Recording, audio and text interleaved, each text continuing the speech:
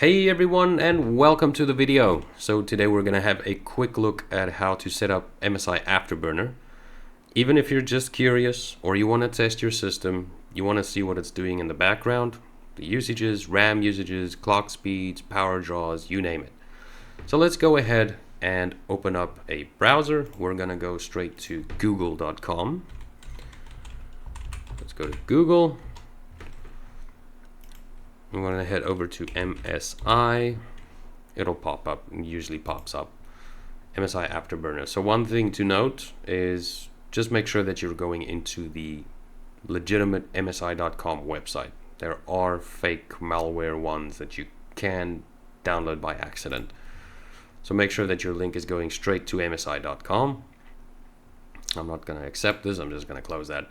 So down here, very basic page. You'll see there version 4.6.6. Let's go ahead and download that. It'll start the download instantly. And I'm gonna say open in folder. So here we are in my downloads folder. There is the MSI Afterburner setup. You can run this zip file straight out of the archive. No need to extract it. It's a small file. So let's go ahead and run that.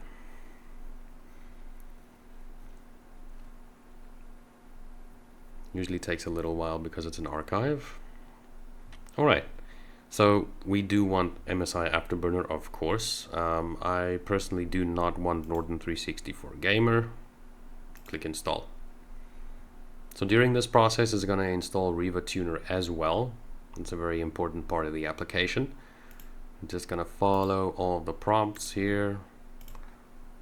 Okay, so this is pretty important. You need to have this. We're going to keep this checked. Nothing to change. And then after this is done, you'll see that the statistics server wants to install as well. Sometimes it does pop up at the back. Sometimes it looks like the setup isn't doing anything, but it just pops up behind a window somewhere.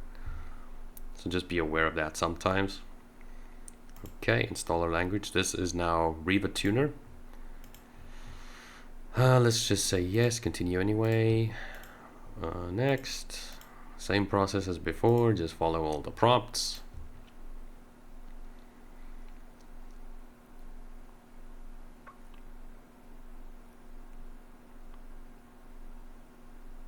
Okay, we do not want to look at the README, so we're just going to click uncheck show README, finish.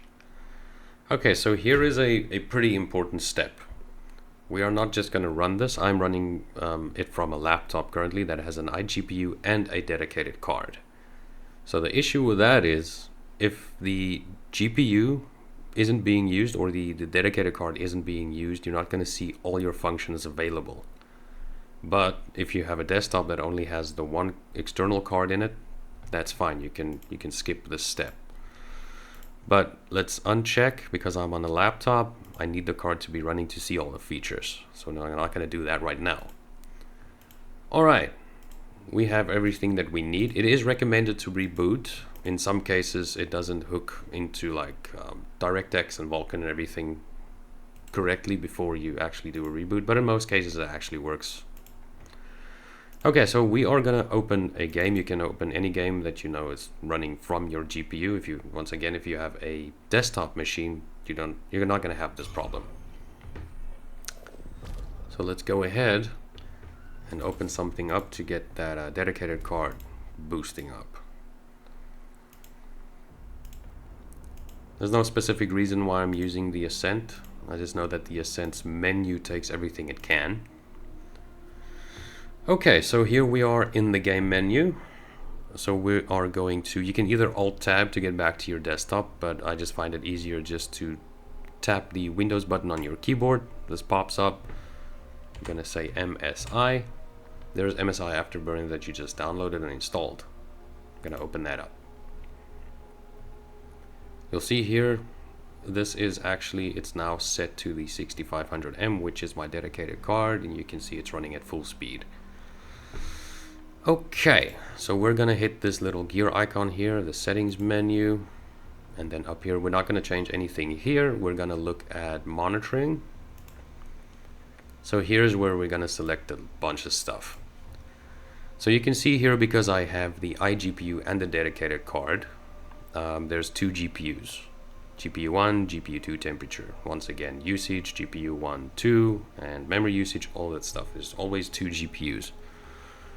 So one way that you can know is if we scroll down to GPU power.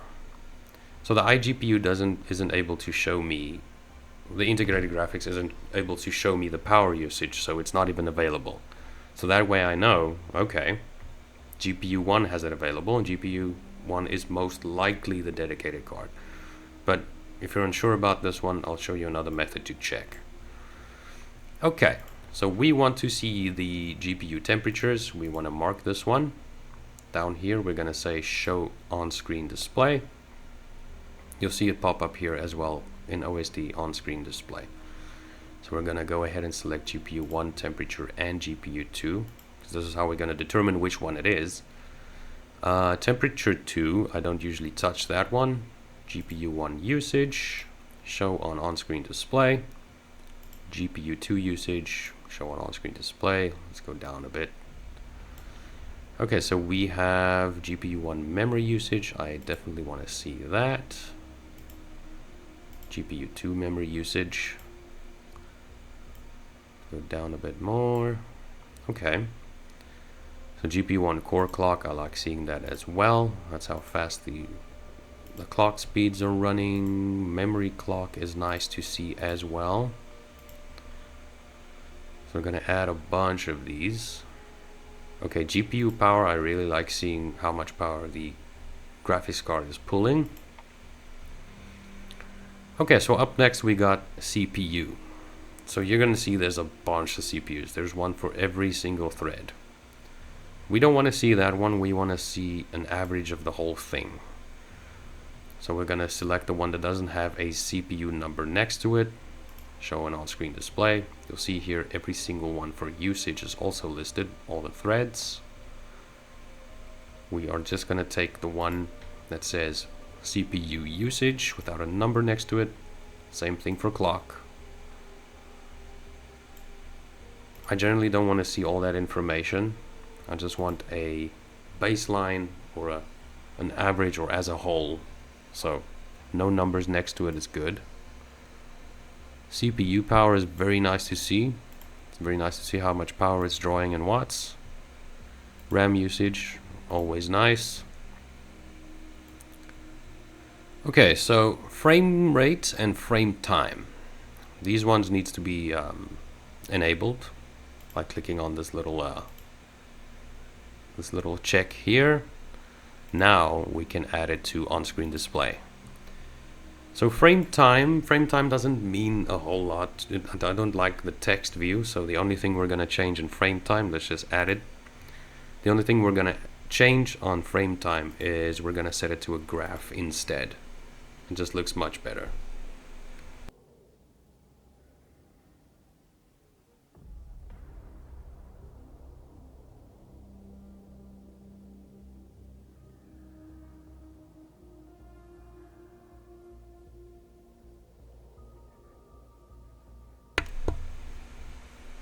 Okay, so I think we hit everyone that we wanted to see here. Okay, so hit apply and hit OK. So nothing's gonna pop up right now. Okay, well, this time it did. Alright, so there you can actually see everything that we just added. And like I said, GPU 1 and GPU 2, we can see that GPU 1 is the one that's working the hardest right now. So GPU 2 we can definitely see is the integrated graphics. So I'm going to remove that one because I don't want to see this information. I just want to see what the dedicated card does. We can see it's pulling a bunch of power. It's running at high clock speeds, running at 96%. So let's go back to the settings. Monitoring. So we're going to look for everything that has GPU 2 in it. I don't want to see GPU 2. And it cleans it up a bit so it's easier to see or to read. GPU 2, let's remove. GPU 2 core clock, we don't care about this. GPU 2 memory clock. Okay, that should be the end of GPU 2, so let's click apply. It should disappear. There we go. So it's much more cleaner. You can actually see what's going on there. Alright, so let's have a quick look at what it's actually showing. So GPU 1, this is the temperatures, obviously. This is the percentage of usage. This is the clock, the memory speed. No, that's the clock speed. Yeah, that's clock speed. Memory speed is at the bottom here. So that's the clock speed of the GPU, and that is the power it's pulling in watts. So here on the memory, we can see the usage here. This one is how much memory the GPU is currently using. This one has a total of 4 gigs. And this is the memory clock speed currently. Under its CPU, don't worry about the high temperatures. It's the Ryzen's 5600H Life. So we can see here the temperature of the GPU cores, the usage, the clock speed, and how much power it's pulling. Down here is your RAM usage currently. I have 16 gigs in, it's only using 8, so it's got ample RAM. And down here it'll be either direct 3D 12, 11, 10 or Vulkan, depends on what API you're running. And then obviously your frames per second. Down here we have the graph that we set up, which is the frame time. This is nice to see. I like seeing this. You can easily see spikes and detect any weird anomalies while playing games. So one more extra thing I like to add, on-screen display on this tab here. On-screen display, toggle on-screen display. I like to put in a shortcut. So I usually hold down Control, Shift, and T. Usually like a combination that you're not really going to use. Control, Shift, T. Let's apply it. So we're pretty much, there's a couple of other things that you also can toggle, which is pretty nice. If you go and have a few look, if you just have a look through the settings, see if you see anything interesting to you. Okay. So this needs to be running.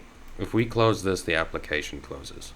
And if Riva Tuner back here closes, this also closes. So all of these need to be running in the background. So we're just gonna minimize it. So now that we have that running, you can test out your Control Shift T. It's very nice if you just want to see it at a glance, or if you're just tired of it. So that's pretty useful. So another few useful things we can look at. Riva Tuner also has its own set of features if we open it up. So here we have a frame rate limit. Let's go ahead and set that to 60. So you'll see the frame time actually calming down, the frames drop, the usage gets much less, runs cooler, because we're not just letting it run rampant.